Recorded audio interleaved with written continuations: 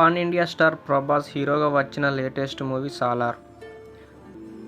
Kannada star director Prashanth Neel తెరకెక్కించిన ఈ భారీ బడ్జెట్ మూవీ డిసెంబర్ 22న ప్రేక్షకుల ముందుకు వచ్చింది.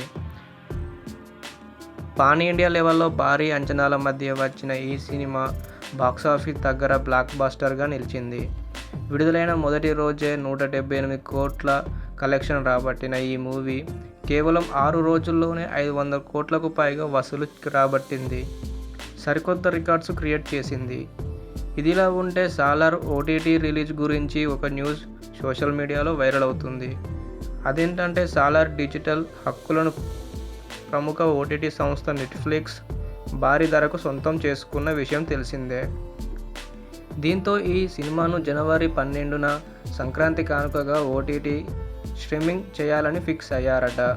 సాలార్ రిలీజ్ నెల రోజులు కూడా కాకపోవడంతో ఇంత తొందరగా ఓటీటీలకు తీసుకొచ్చేందుకు మరికొంత అమౌంట్ను చేపట్టారు నెట్ఫ్లిక్స్ యాజమాన్యం. త్వరలోనే ఈ విషయంపై అధికారిక ప్రకటన రానుందని తెలుస్తుంది. ప్రస్తుతం ఈ వార్త ఇటు ఇండస్ట్రీ మార్గాలలో అటు సోషల్ మీడియాలో హాట్ టాపిక్గా మారింది.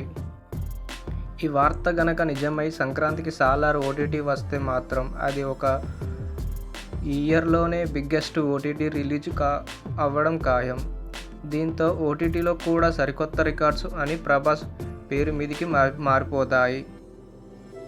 మరి నెట్ఫ్లిక్స్ సంస్థ నిజంగా సాలార్ సినిమాను సంక్రాంతి కానుకగా స్ట్రీమింగ్ చేస్తుందా లేదా 50 రోజుల వరకు ఆగుతుందా అనేది చూడాలి.